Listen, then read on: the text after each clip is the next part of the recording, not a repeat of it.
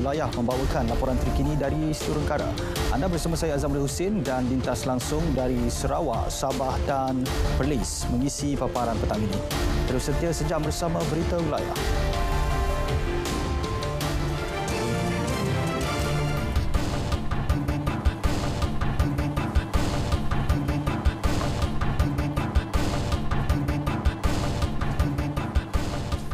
Ya, saudara, 3 program utama bawah inisiatif pendapatan rakyat IPR yang dilancar hari ini berupaya membantu golongan miskin tegar dan B40 menjana pendapatan sekurang-kurangnya RM2,000 sebulan. Sekaligus membolehkan mereka keluar daripada garis kemiskinan tegar yang ditetapkan iaitu RM1,900 sebulan. Menteri Ekonomi Rafizi Ramli berkata, program-program utama yang dilaksana meliputi inisiatif usahawan Tani Intan, inisiatif usahawan Makanan Insan dan inisiatif operator perkhidmatan ihsan. Saya ingat sasaran 2,000 itu adalah sasaran minima untuk menjana pendapatan, perkara yang sama juga dengan Insan yang mengusahakan penjualan makanan melalui vending machine. Kalau lihat satu juadah itu RM2 dan memang kita minta supaya jual dalam RM2 saja. Kerana itu membantu orang ramai juga, dia menurunkan harga barang makanan yang orang boleh beli. 100,000 peserta dalam kalangan isi rumah miskin tegar dan B40 disasar menyertai IPR. Mereka akan diberi latihan diperlukan seperti pemasaran produk selain bantuan kelengkapan untuk berniaga. Mengenai inisiatif usahawan Tani Intan, beliau berkata pelaksanaannya akan bermula dengan pembukaan 800 ekar tanah kerajaan persekutuan. Rafizi optimis Intan akan mendapat sambutan positif kerajaan negeri kerana ia berupaya mewujudkan peluang pekerjaan kepada komuniti setempat sekaligus mengurangkan penghijrahan belia ke bandar. Muda daripada negeri ke kawasan bandar, kerana bila tanah dibuka dan ada ekosistem yang boleh menjamin kelangsungan pendapatan. Sebenarnya contohnya kalau mereka mengusahakan tanah di kawasan luar bandar dan pendapatan mereka RM2,000 hingga RM2,500 sebulan dengan kos sara hidup seperti sewa dan lain-lain yang lebih murah di kawasan luar bandar, mereka mempunyai kedudukan ekonomi yang lebih baik untuk tidak berpindah ke bandar. Jadi pada masa yang sama mereka ada peluang pekerjaan. Sesi libat urus mengenai pelaksanaan rangkaian 5G diadakan Kementerian Komunikasi dan Digital bersama Digital Nasional Berhad DNB dan syarikat-syarikat telekomunikasi terlibat semalam. Fokusnya antara lain tertumpu kepada perbincangan bagi menentukan sama ada DNB akan terus menggunakan model rangkaian borong tunggal SWN atau dui rangkaian borong DWN dalam pelaksanaan 5G. Keputusan mengenainya akan diumum menerusi laporan penambahbaikan 5G yang dijangka dibentang ke Kabinet bulan depan. Menteri Komunikasi dan Digital Fahmi Fadzul berkata, perbincangan bagi menambah baik kecekapan tabik urus DNB turut jadi agenda utama.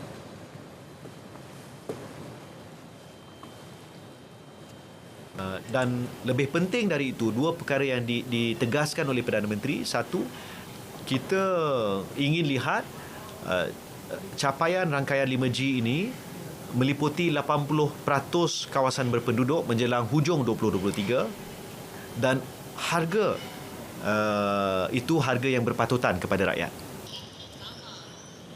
Beliau memaklumkannya selepas merasmikan Konvensyen Pemantapan Penerangan Keadilan Selangor di Petaling Jaya.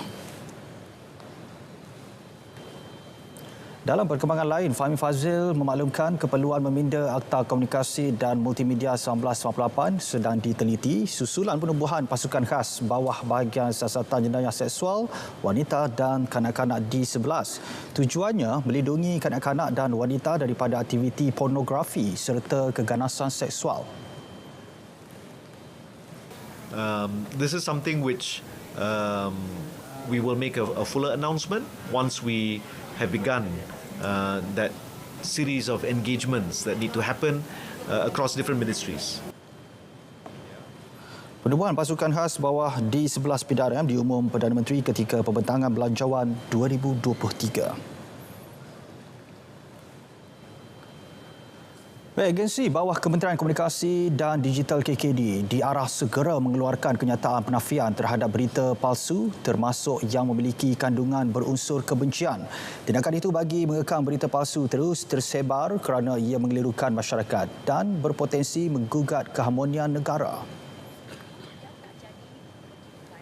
Jadi salah satu tanggungjawab ataupun maklumat yang amanat yang kami ingatkan agensi-agensi seperti RTN dan Jabatan Penerangan adalah apabila ada berita palsu, immediately mereka perlu keluarkan itu penafian ataupun betulkan kenyataan itu secepat mungkin supaya orang ramai ada akses. Kalau mereka celik digital, mereka boleh buat sedikit search, Google search ke bagaimana mereka boleh dapat informasi yang betul. Kerjasama dengan penyedia perkhidmatan media sosial juga akan diperkukuh bagi menangani penyebaran berita palsu di platform berkenaan. 600 pelajar Institut Pengajian Tinggi di Johor berpeluang menceburi bidang keusahawanan melalui Program Usahawan Muda 2023 PUM23.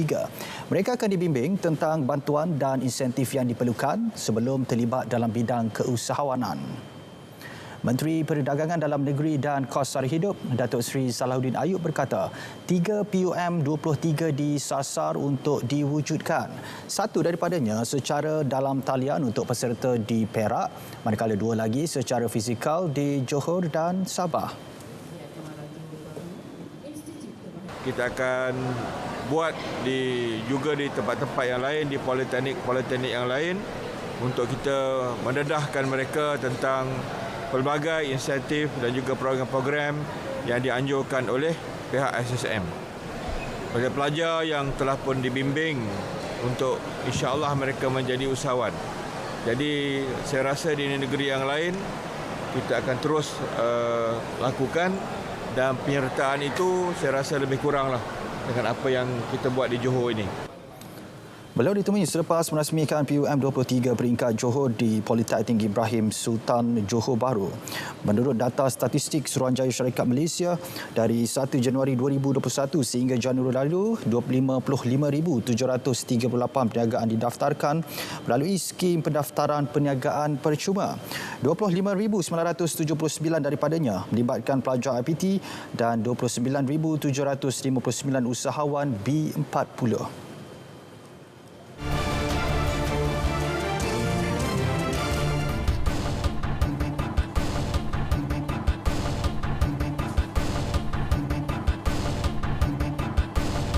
Baik, inisiatif skim perubatan Madani yang diumum pada Pembentangan Belanjawan 2023 disambut baik.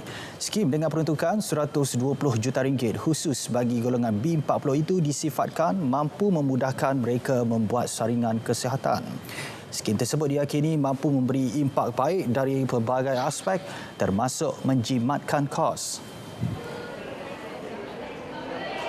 Dia sangat menjimatkan kos sebabnya tak semua klinik kerajaan berdekatan dengan tempat dia. Mungkin ada klinik swasta yang berdekatan. So itu lagi mudahkan pergerakan dia, lagi menjimatkan kos dia, kos minyak dan sebagainya lah. Inisiatif terbabit juga dapat mengelak kesesakan yang sering berlaku di hospital dan klinik kesihatan kerajaan. Ini secara tidak langsung menggalakkan masyarakat melakukan saringan awal kesihatan.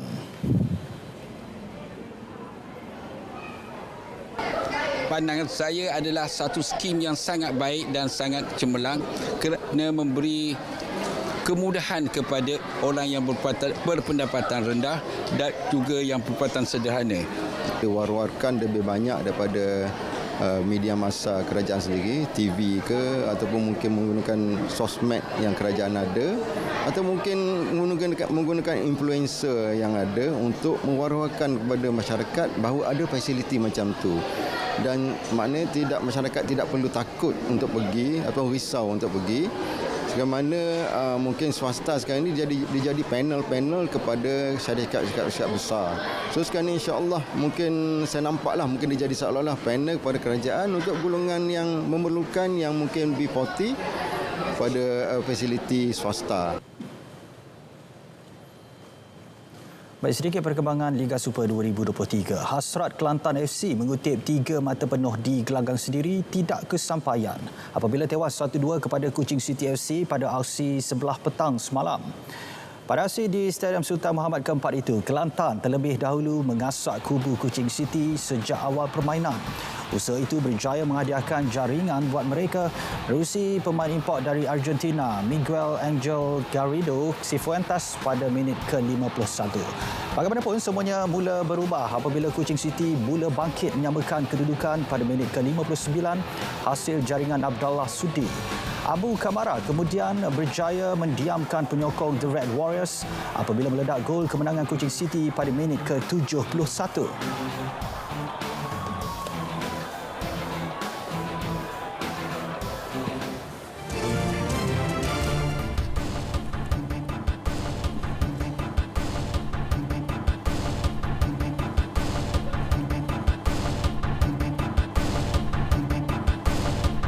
Kita ke Bumi Kenyalang dengan fokus pendapatan negeri menjelang tahun 2025.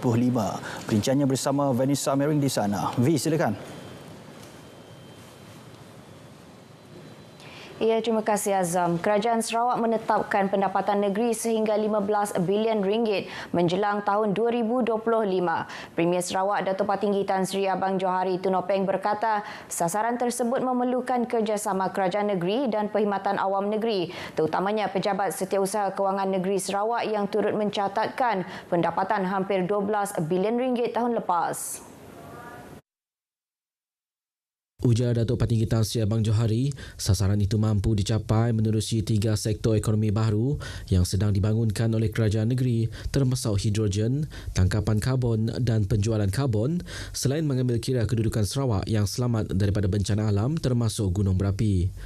Justru beliau memerlukan perkhidmatan awam negeri yang cekap selain menerapkan inovasi serta peka dengan kemahiran teknologi terkini dan dasar-dasar kerajaan.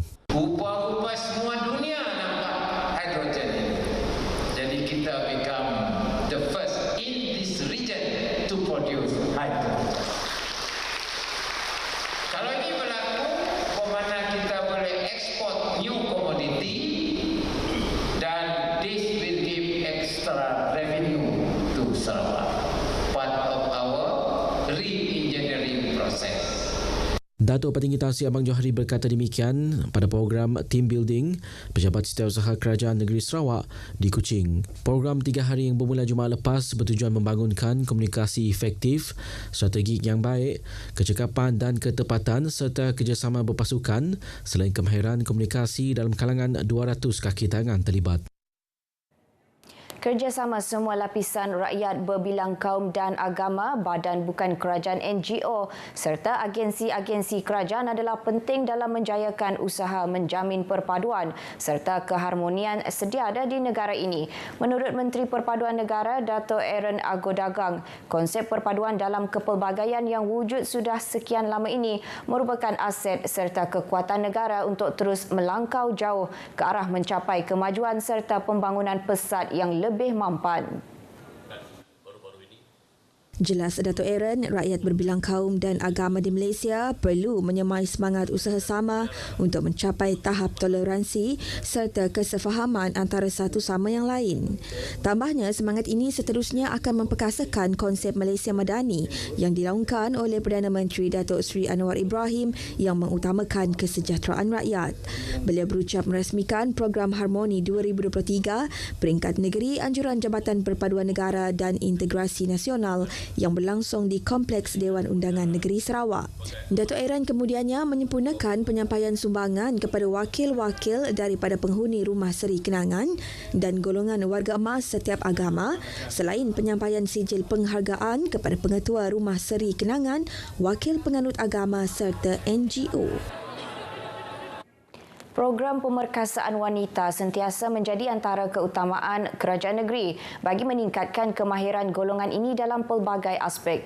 Timbalan Menteri Pelancongan, Industri Kreatif dan Seni Persembahan, Datuk Sebastian Ting Chiu Yu berkata, ini kerana ia merupakan salah satu tonggak pembangunan merangkumi segala aspek dalam negeri dan negara.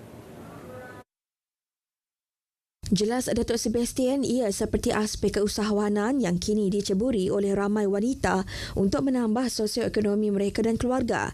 Ke arah itu, beliau amat menggalakkan penyertaan wanita dalam apa jua program kemahiran yang dianjurkan untuk manfaat kepada diri dan keluarga.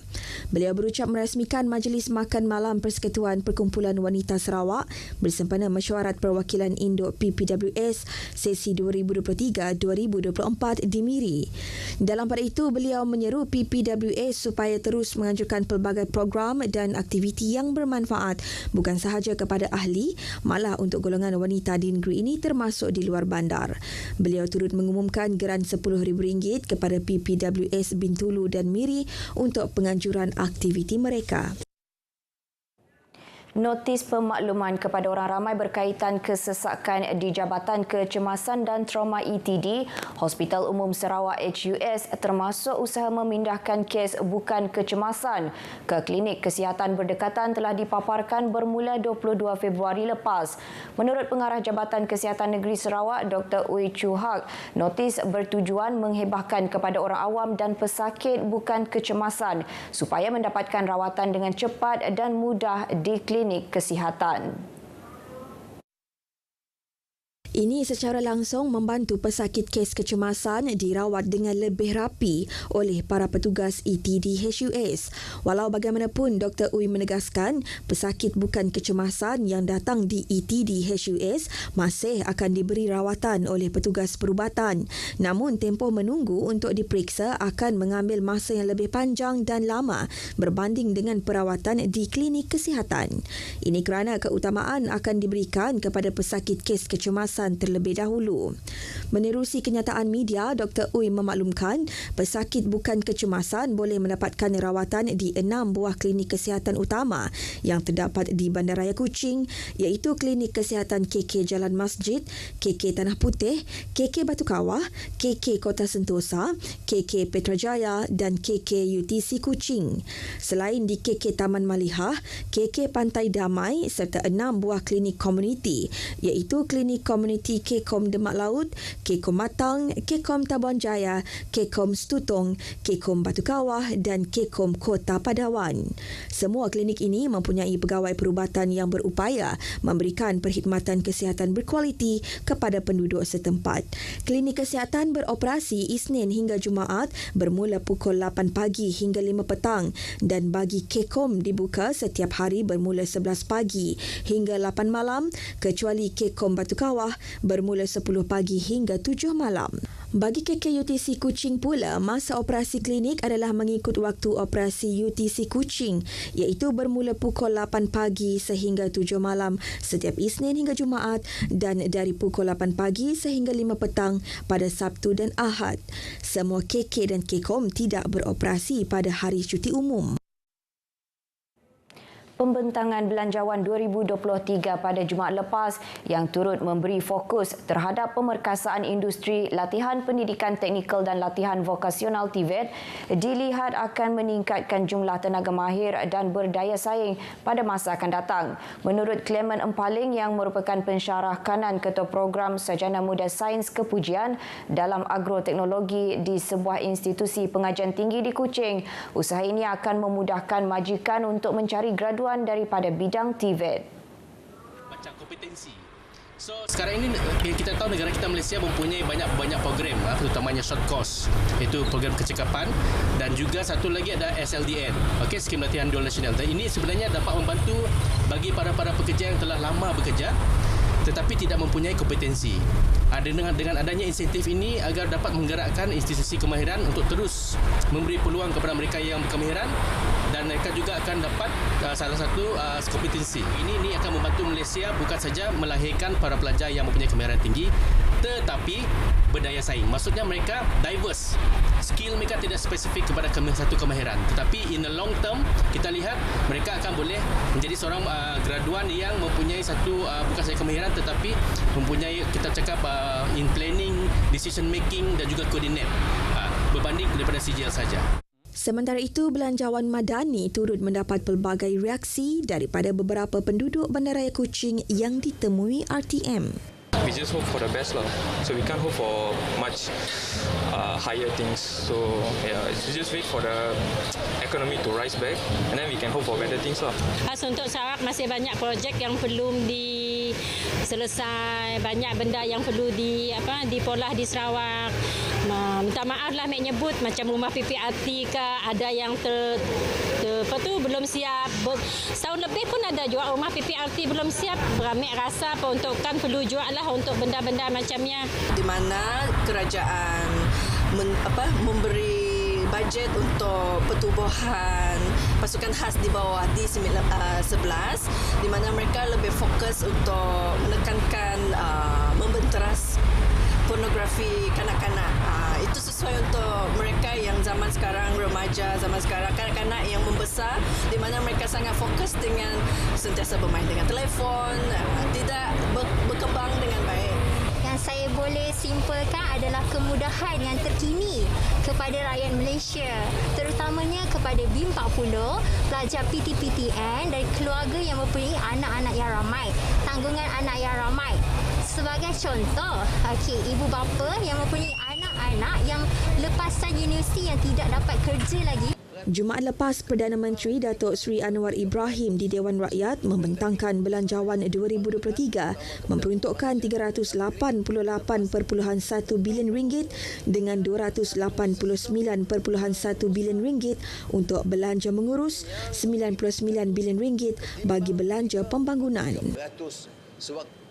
Baik, perkongsian itu tadi mengakhiri berita dari Sarawak. Salam Malaysia Madani dan kita kembali bersama Azam di Angkasa Puri. Silakan. Ya, baik, terima kasih Vi dengan laporan dari Sarawak. Baik, seterusnya untuk maklumat cuaca di seluruh negara, kita langsung ke Map Malaysia bersama Wan Muhammad Hafiz. Saksikan. Ya, Assalamualaikum dan salam sejahtera. Laporan cuaca pada petang ini kita lihat terlebih dahulu amaran yang masih lagi berkuat kuasa. Met Malaysia masih lagi mengekalkan amaran angin kencang serta laut bergelora kategori pertama, kedua dan juga ketiga di sebahagian besar kawasan perairan di Laut Cina Selatan, melibatkan kawasan perairan Samui, Tiuman, Bungguran, Kondor, Reef North, Reef South, Lalayang, Labuan, Palawan dan juga Sulu. Juga melibatkan kawasan perairan di negara kita yang melibatkan perairan di negeri Kelantan, Terengganu, Pahang dan juga di Johor Timur kerana dalam tempoh ini angin bertiup dengan agak kencang sekitar 40 hingga ke 60 km sejam dan ketinggian ombak juga boleh melebihi 4.5 meter dan ianya adalah berbahaya kepada bot-bot kecil serta sukan garis laut, aktiviti perkapalan, menangkap ikan dan juga pada pekerja-pekerja yang berada di pelantar minyak dan amaran ini berkuat kuasa sehingga ke 1 Mac 2023. Baik, berdasarkan analisis model cuaca, luruan monsun dijangka berlaku sehingga ke awal Mac 2023. Berpotensi menyebabkan hujan berterusan di barat dan tengah Sarawak, timur Sabah serta Semenanjung. Jadi, Map Malaysia telah mengeluarkan amaran hujan berterusan peringkat waspada dan juga buruk melibatkan di negeri Sabah dan juga Sarawak. Di Sabah melibatkan bahagian Sandakan dan juga di bahagian Kudat serta di bahagian Kuching, Serian, Samarahan, Mukah, Seri Aman, Betong, Sarike, Sibu dan juga di bahagian Bintulu. Yang mana dalam tempoh ini hujan berterusan boleh berlaku. Baik, kita akan beralih ke paparan gemerada bagi melihat apa yang berlaku pada ketika ini di kedua-dua negeri ini. Seperti diramalkan, keadaan cuaca lembap kini sedang berlaku di hampir ke semua bahagian, terutamanya di bahagian timur di negeri Sabah iaitu di bahagian Sandakan yang mana hujan masih lagi berlaku sejak pagi tadi. Di bahagian pantai barat masih lagi mengalami keadaan cuaca mendung disertai hujan di satu tempat. Hanya di bahagian pedalaman sahaja buat masa ini mengalami keadaan cuaca yang mendung. Di negeri Sarawak, keadaan hujan beserta ribuan petir kini sedang berlaku di hampir ke semua bahagian dan ianya lebih tertumpu di bahagian barat dan juga tengah. Hanya bahagian Kapit saja buat masa kini mengalami keadaan cuaca mendung. Dan kita jangkakan keadaan cuaca lembap ini bagi kedua-dua negeri ini boleh berlanjutan sehingga ke malam nanti. Baik, hari ini dan esok hujan lebat lebih tertumpu di negeri Sabah dan Sarawak.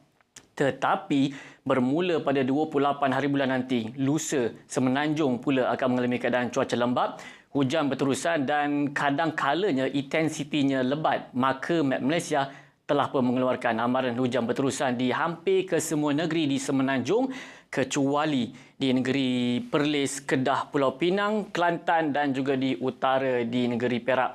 Amaran ini berkuat kuasa bermula pada 28 Februari sehingga ke 1 Mac 2023. Jadi kepada orang ramai, kepada anda semua diharapkan sentiasa peka dan juga cakna dengan apa jua ramalan dan juga amaran yang dikeluarkan oleh Met Malaysia. Baik, paparan Gemar Radar menunjukkan pada ketika ini di Semenanjung Malaysia seperti diramalkan keadaan cuaca cerah di hampir ke semua negeri di bahagian utara dan juga pantai barat, tetapi di pantai timur seperti diramalkan hujan di satu tempat kini sedang berlaku di bahagian di negeri Kelantan, Kelantan, Terengganu, Pahang, begitu juga di bahagian timur di negeri Johor, dan memandangkan kita menerima pengaruh angin daripada arah timur laut. Jadi hujan yang berlaku ini akan memasuki bahagian pantai barat Semenanjung Malaysia. Jadi pedalaman Selangor, Kuala Lumpur, pedalaman di negeri Sembilan dan juga Melaka akan mengalami keadaan cuaca yang lembap pada lewat petang nanti. Dan kita jangkakan ianya boleh berlanjutan sehingga ke malam. Dan bagi anda untuk mendapatkan informasi yang lebih terkini,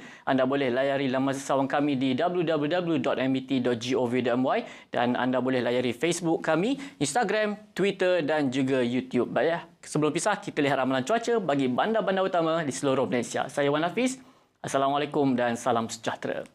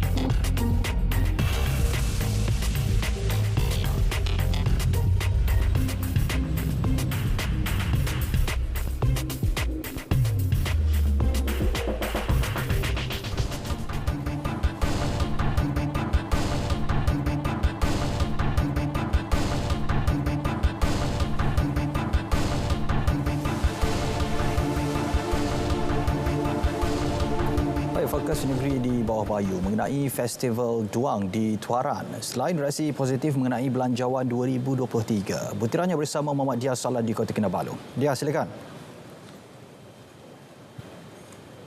Ya, Azam, setiap persatuan etnik di negeri ini perlu memaksimumkan peranan masing-masing dalam menonjolkan keunikan budaya dan tradisi, khususnya menerusi pelancongan. Malah kehadiran pelancong yang meningkat ke Sabah pada tahun lepas iaitu lebih 1,12,000 pengunjung adalah peluang pendapatan setiap persatuan etnik di negeri ini. Harapan saya bukan saja Persatuan Baju Sama punya kebudayaan boleh dipertingkatkan atau ditonjolkan, tetapi juga ialah budaya suku-suku kaum etnik di Sabah. Kerana Sabah ini mempunyai pelbagai etnik yang saya rasa kaya dengan budaya dan adat seni mereka. Jadi ini perlu kita tonjolkan dan ini boleh merapatkan lagi keharmonian dalam kepelbagaian ini untuk rakyat yang berbilang kaum di negeri Sabah. Datuk Haji Ji berkata demikian selepas merasmikan Festival Duang di Pusat Kebudayaan Rumpun Bajau Samah Sabah Kampung Lok Batik di Tuaran. Menurutnya, seranan ini sejajar dengan inisiatif Sabah Maju Jaya dengan 7 keutamaan melibatkan pembangunan budaya pelbagai etnik sehingga tahun 2030. Melalui Belanjawan 2023 Sabah, sebanyak 9.5 juta ringgit diperuntukkan kepada Lembaga Kebudayaan Negeri Sabah LKNS melibatkan kerja-kerja memelihara kekayaan dan warisan seni budaya etnik tempatan. Festival Duang atau dikenali sebagai kraft tangan tudung saji berlangsung 4 hari bermula sejak 23 Februari lalu menyaksikan pelbagai acara kebudayaan masyarakat Bajau Samah seperti sepak manggis, pertandingan tarian tradisi Limbai, pertandingan bertitik, bintang seromos dan acara kemuncak pertandingan Ratu Serimpak. Mendepani dan menangani isu berkenaan kos sara hidup serta pembangunan di negara ini khususnya di negeri Sabah. Itu adalah pandangan Ahli Parlimen Tawau Loh Sufui dan Adun Balung Hamid Awang mengenai Belanjawan 2023 yang dibentangkan Perdana Menteri Datuk Seri Anwar Ibrahim di Dewan Rakyat pada Jumaat. Saya memang memberikan ini kepujian setinggi-tinggilah kepada Perdana Menteri kerana beliau dapat melihatkan keperluan kan bagi Sabah dan Sarawak khususnya Sabah. Jadi saya amat menyambut dengan baik dan gembira terhadap ini 4.5 bilion. Ini menunjukkan bahawa Yang Amat Berhormat Kerajaan Malaysia Mendadi ini amat prihatin ya terhadap keperluan dan kepentingan masyarakat atau rakyat di negeri Sabah ini. Terutama sekali dari segi pembangunan infrastruktur, begitu juga di bidang pendidikan ya, keperluan sekolah-sekolah ya, yang mana kita dapati masih banyak yang daif ya. Mereka berkata demikian dalam majlis pemimpin bersama rakyat di Kampung Kijang Balun di Tawau. Turut disentuh mengenai komitmen Kerajaan Persekutuan apabila menyerahkan kuasa melulus perolehan projek persekutuan kepada Sabah dan Sarawak bagi projek sehingga RM50 juta sekaligus akan memberi impak positif terhadap usaha mempercepat pembangunan di kedua-dua wilayah berkenaan. Turut diharapkan agar Sabah akan merasai kemudahan kesihatan yang lebih baik selepas ini apabila sejumlah RM1.2 bilion bagi menyelenggara 400 klinik daif dan 380 sekolah daif seluruh negara.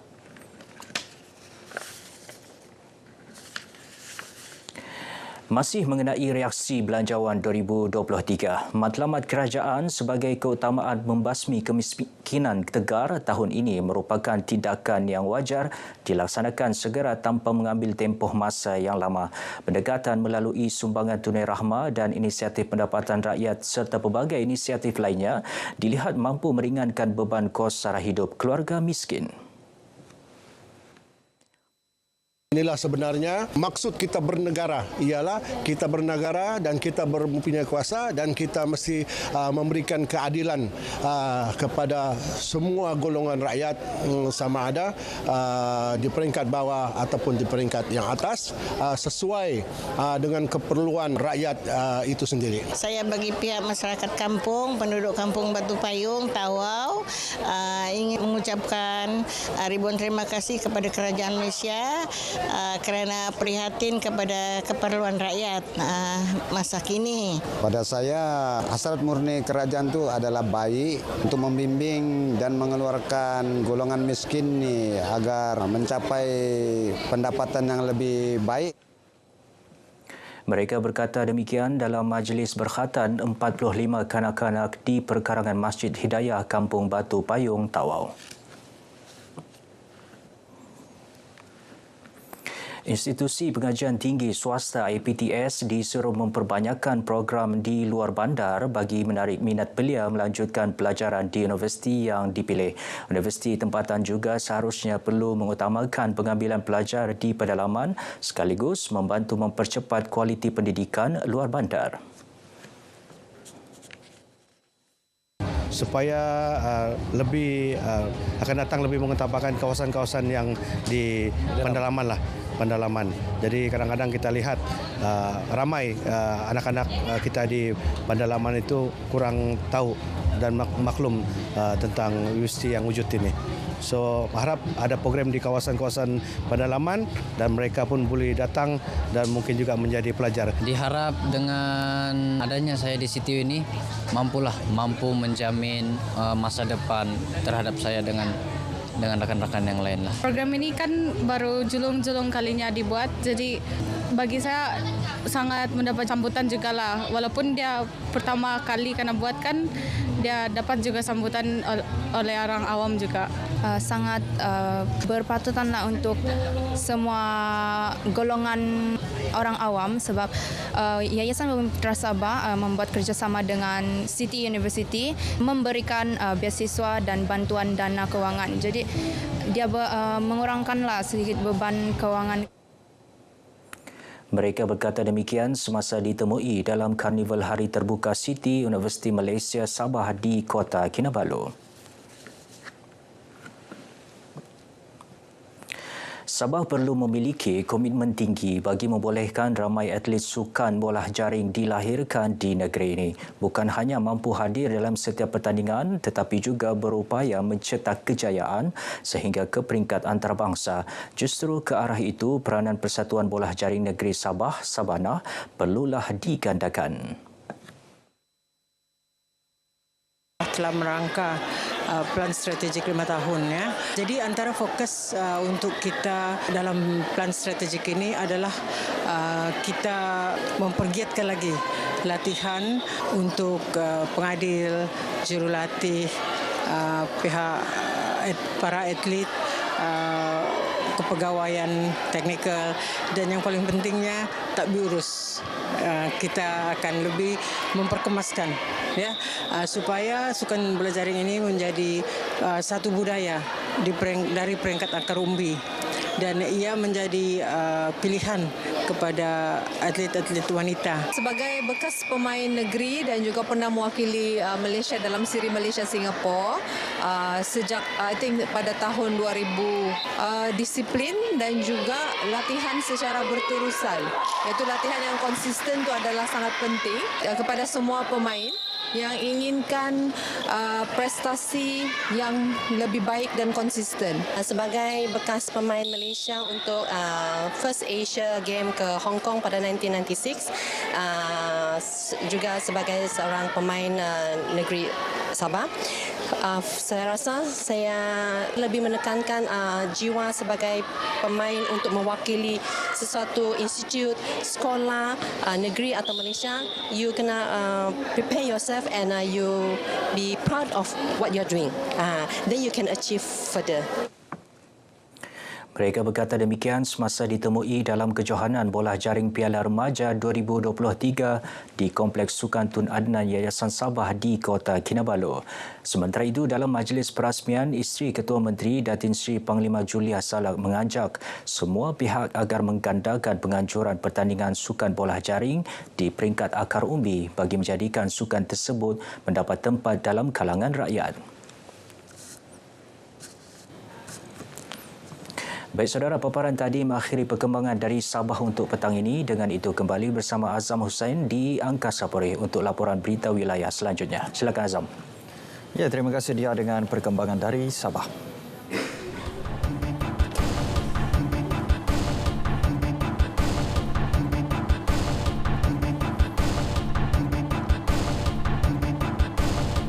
Niat Muni, seorang pekerja yang berkongsi rezeki mewakafkan mesin dialisis untuk Hospital Tuanku Fauziah menjadi antara pengisian menarik dari Perlis hari ini. Dan untuk perinciannya kita bersama Ahmad Iqbal Arif Yaakob. Iqbal, silakan. Ya Azam, hati yang ikhlas memberi demi membantu insan lain tidak kenal pangkat atau nama. Sifat terpuji itu dizahirkan seorang pekerja pembersihan bangunan wakaf Pusat Perkhidmatan Hemodialisis Majlis Agama Islam Perlis Maib, Hospital Tuanku Fauziah HTF yang mewakafkan 2 unit mesin dialisis bernilai RM80,000 sebagai saham akhirat untuk arwah datuk dan neneknya. Menurut Khalid Puzan Mansur, mesin dibeli dengan wang jualan tanah pusaka di Semadung Kanga setelah kedua-dua arwah Ibrahim Abdullah dan Rafiq Asad yang menjaganya sejak kecil mewariskan tanah tersebut kepadanya. Tanah seluas hampir 1 hektar itu dijual hujung tahun lalu dan sebahagian untuk membeli mesin dialisis terbabit.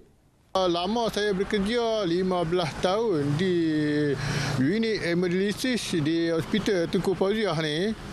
Saya memandangkan pesakit-pesakit terdiri daripada orang-orang Melayu kita dan bangsa-bangsa lain itu tidaklah begitu banyak. Tetapi saya memang berasa kesihan lah sebab benda ni memang penyakit yang tidak dapat berbuat apa-apa. Tapi kita cuma untuk memanjangkan hayat mereka, cuma memberi rawatan dengan cara dialisis sahaja.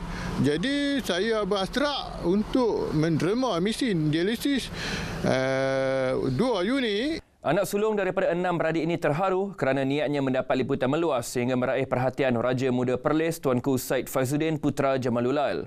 Baginda yang juga yang di-Pertua MAIPS berkenan memberi penghargaan kepada Kalipuzan sempena kayuhan MAIPS peduli menjejaki dan menyantuni asnaf ke-11 2023 di Masjid Al-Ghufran Batu Dua Lama, Kanga. Ketua Pegawai Eksekutif MAIPS Muhammad Nazim Muhammad Noor pula menyeru masyarakat membudayakan amalan berwakaf. Sebenarnya kami merasa sangat terharu dengan sumbangan yang telah diberikan oleh saudara Kalipuzan melalui sumbangan mesin dialisis yang telah disumbangkan oleh beliau. Dan ini sebenarnya mengingatkan kami kepada hasrat yang memang telah kami usahakan, di mana kita menyeru kepada masyarakat untuk sentiasa menyokong dan memberikan dukungan kepada setiap inisiatif dalam menyemarakkan lagi budaya berwakaf di kalangan masyarakat. Stok harum manis dijangka terjejas berikutan faktor cuaca dan kenaikan harga input pertanian.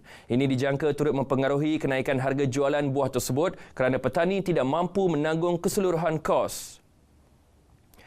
Bagaimanapun, kenaikan harga disifatkan tidak terlalu ketara berbanding harga pasaran semasa harum manis bagi grade premium iaitu kira-kira RM35 sekilogram.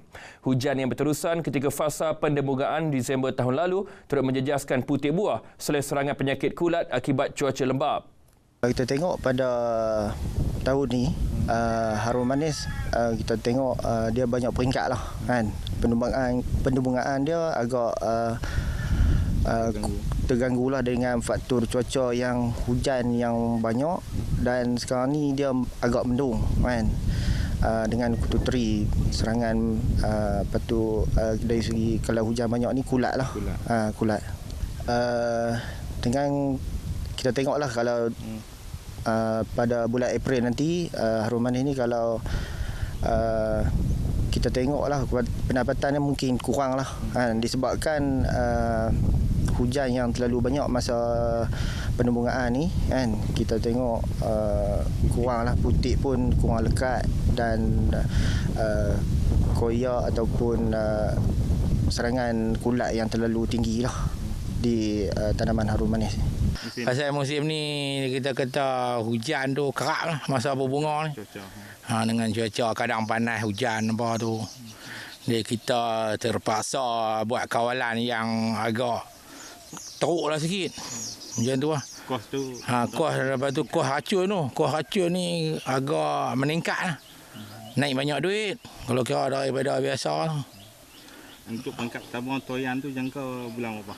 Kita kalau buah ni yang untuk kebun ni dalam bulan 5 lah. Bulan 5. Dia kan ni pasal ni bulan mula berbunga tu bulan 1. Dia bulan 5 lah. Dia 4 bulan. Selepas raya. Lepas raya cantik lah tu. Kira situ raya tu. Musim harum manis dinanti-nantikan para penggemarnya di seluruh negara. Ia lazimnya sekitar April sehingga Julai. Dengan ketika ini, pokok harum manis sudah mula mengeluarkan putik dan bunga. Lembaga Pemasaran Pertanian Persekutuan Farma Perlis giat membantu pengusaha dan pekebun kecil memasarkan hasil pertanian melalui program jualan terus dari ladang JTDL. Ia juga berfungsi membantu masyarakat mendapatkan keperluan harian pada harga lebih murah terutama bagi golongan B40 dan miskin. Pengarah Farma Perlis Muhammad Syahrizal Mansur berkata JTDL secara tidak langsung menyokong hasrat kerajaan mengurangkan kos sara hidup rakyat selain platform program Payung Rahmah sekaligus mengurangkan beban kos yang terpaksa ditanggung pengusaha kedai makan yang menjalankan menu rahmah.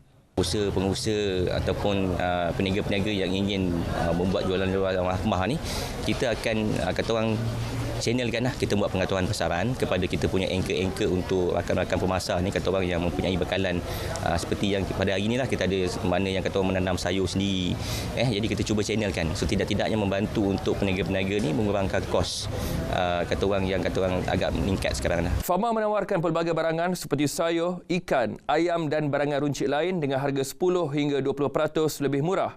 Beliau ditemui pemberita pada JTDL di Kanga. Sekian sahaja perkongsian bahan berita dari Perlis hari ini. Kembali bersama Azam di Angkasa Puri. Baik, terima kasih Iqbal dengan perkembangan dari Perlis. Baik, dalam perkembangan lain, keputusan kerajaan untuk memberi sumbangan wang tunai RM200 sebulan untuk tempoh 3 bulan atau semusim kepada pesawah padi disambut baik. Ia disifatkan tanda prihatin kerajaan terhadap kebajikan pesawah terutama yang bergantung sepenuhnya kepada sawah padi sebagai sumber pendapatan utama. Para pesawah di Sanglang Jerlun yang ditemui berpendapat pemberian tersebut sedikit sebanyak membantu meringankan beban mereka.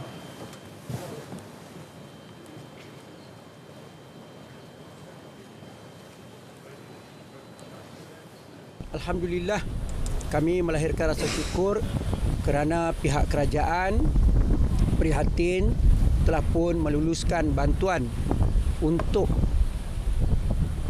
wang bantuan untuk menunggu musim menuai sebanyak RM200 untuk 3 bulan dan dalam untuk tempoh 2 kalilah setahun dengan kos kerajaan sebanyak 228 juta. Perkara ini menjadi disambut dengan baik oleh pihak kami dan insya-Allah dengan bantuan dan juga bajet yang diluluskan ini akan membantu usaha-usaha meningkatkan hasil pengeluaran padi kita yang lebih baik. Sebagai petani kita dapat yang ni. Tahniahlah kepada kerajaan baru ni yang prihatin dengan peladang pertanian. Kan?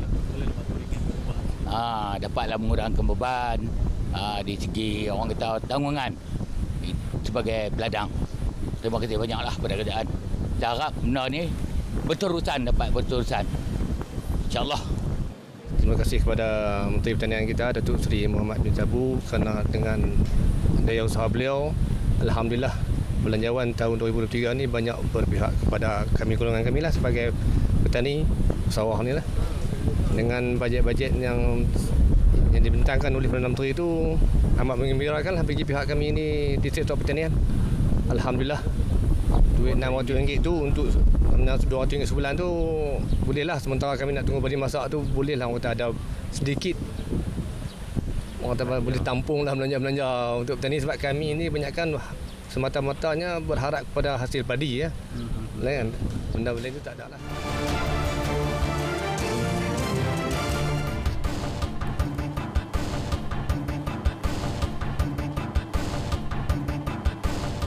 Johor menyambut baik cadangan naik taraf Lebuh Raya Utara Selatan Yong Peng Utara ke Senai Utara Fasa 1 daripada 4 ke 6 lorong dan pembinaan lorong memotong Lebuh Raya Senai Desaru.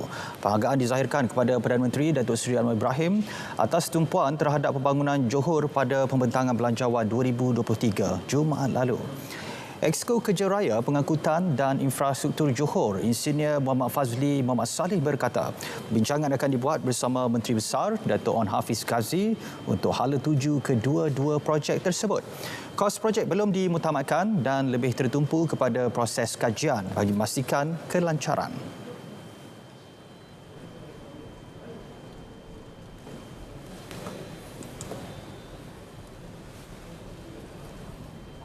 Buat masa ni saya tunggu hala tuju daripada Yang Amat Berhormat Menteri Besar.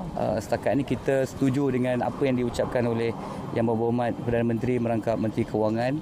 Terima kasih banyak sebab sebut dalam ucapan bajet dan diperuntukkan 560 juta lebih kurang. Cuma untuk fasa seterusnya saya kena berbincang baliklah dengan pihak kerajaan negeri macam mana strategi seterusnya.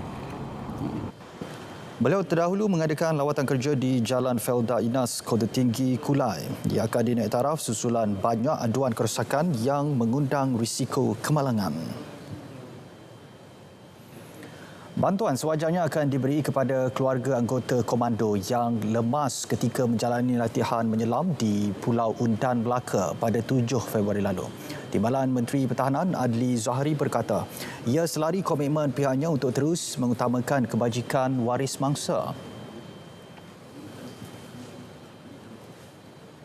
Yang Berhormat Menteri telah bincangkan dan telah mengarahkan kita di peringkat pentadbiran itu melihat semua daripada awal lagi lepas dia hilang itu, semua aspek-aspek itu kita ambil kira sehingga kepada keluarga itu juga. Jadi kita akan melihat apa yang perlu kita bantu dan apa yang menjadi hak dia, akan kita pastikan bahawa keluarga dia diberikan keutamaan kerana kita tahu bahawa dia telah berkorban untuk negara.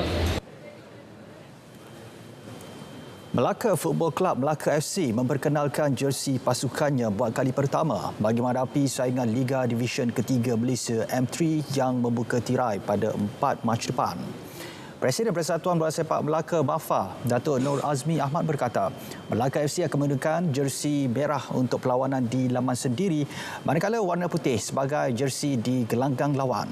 Jelasnya corak dan warna jersey tersebut turut melambangkan semangat baharu pasukan Melaka yang telah melalui proses transformasi serta nafas baharu.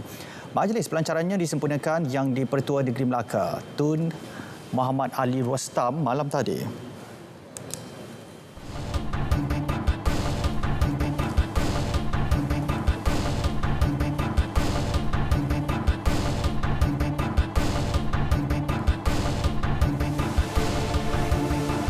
Ya, Padah menjalankan kegiatan ejen pembantu rumah asing PRA haram. Sepasang suami isteri diberkas Jabatan Imigresen Malaysia. Penahanan Datuk dan Datin itu hasil sebuan ke rumah mereka di Shah Alam 16 Februari lalu. Turut ditahan 13 wanita warga Indonesia yang dipercayai masuk ke Malaysia dengan menyamar sebagai pelancong menggunakan pas lawatan sosial. Mereka dikenakan bayaran perkhidmatan mengurus kemasukan antara RM3,500 hingga RM4,500. Ia akan dipotong melalui gaji bulanan. Kes akan dirujuk kepada Jabatan Tenaga Kerja Kementerian Sumber Manusia. Baik, hasil rundingan pembahagian kerusi antara parti dalam Kerajaan Perpaduan Malaysia bagi menghadapi pilihan raya negeri PRN dijangka diumum sebelum hujung bulan depan.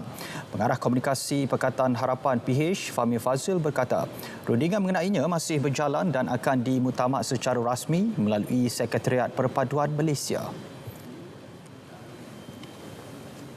Saya jangka dalam masa yang tidak terlalu lama dari sekarang sebab perbincangan tak rasmi telah berlangsung agak lama dan mungkin sebelum hujung bulan Mac ataupun lebih awal, kecuali ada beberapa perkara mungkin yang kita tak jangkakan, dia tak semestinya semua negeri diumumkan serentak, mungkin ada setengah negeri akan diumum dahulu. Beliau memaklumkannya selepas merasmikan Konvensyen Pemantapan Penerangan Keadilan Selangor di Petaling Jaya. Rabu lalu, Menteri Besar dan Ketua Menteri dari 6 negeri terlibat PRN sepakat mempertimbang pembubaran DUN masing-masing dalam tempoh 2 minggu terakhir Jun. Platform digital buka ruang kepada usahawan kraft memperkasa jaringan perniagaan dalam talian lebih meluas menjangkau pasaran antarabangsa. Inisiatif itu dilihat peluang lonjakan budaya digital selari pelan pemulihan industri kraft tangan negara selepas berdepan cabaran pandemik. Sofian Nasrun ada bingkisannya.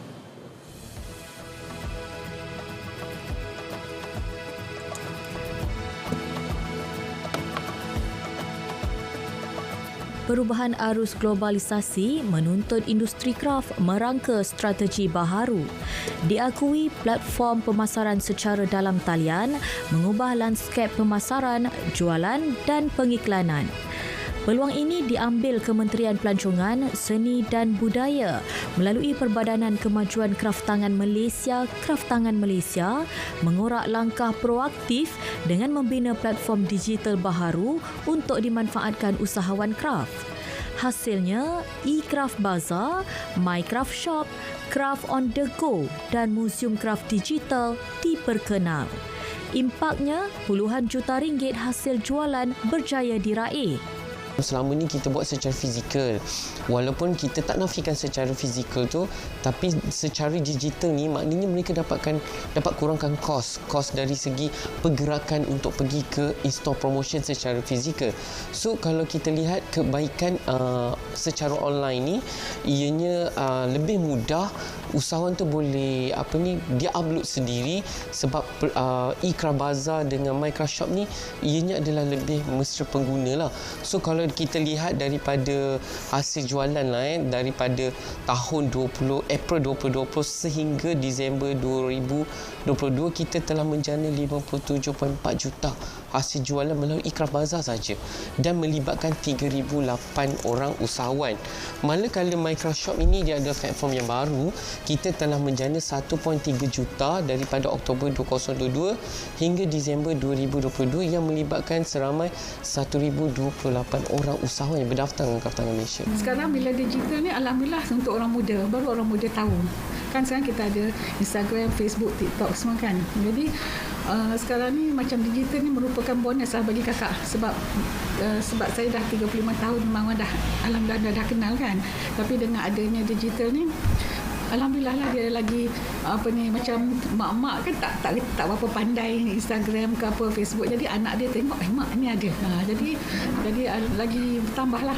Masa Covid dulu pun dia orang tengok dari Instagram kita, yang banyak laris dari Instagram kita lah. Dia ada pro and con lah kan. Tapi walau macam mana pun memang bagi akak semua kat hujung jari benda tu lebih mudah lah.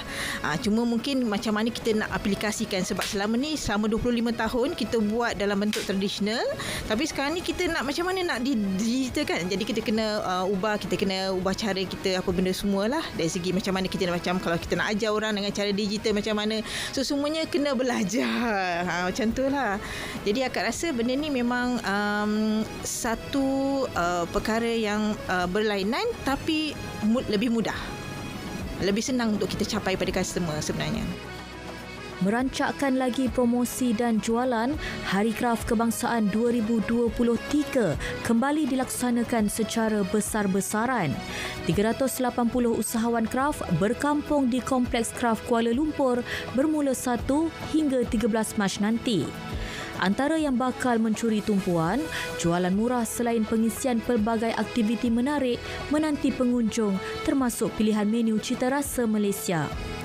Jika itu jualan secara fizikal, pembelian secara digital pastinya melipat gandakan lagi keuntungan usahawan kraf jika bijak menggunakan platform digital semaksimumnya. Inisiatif ini bukan sahaja mengutamakan keperluan dan keselesaan usahawan, malah turut mengambil kira kepentingan dan kemudahan untuk pembeli dan peminat kraf tempatan. Sofia Nasron, RTM. Baik, laporan itu tadi mengakhiri berita wilayah 26 Februari. Dapatkan perkembangan sahih sepanjang masa melalui portal berita.rtm.gov.my. Yang sahih di RTM, saya Azam Hussein. Dengan itu, Assalamualaikum. Salam Malaysia Madani.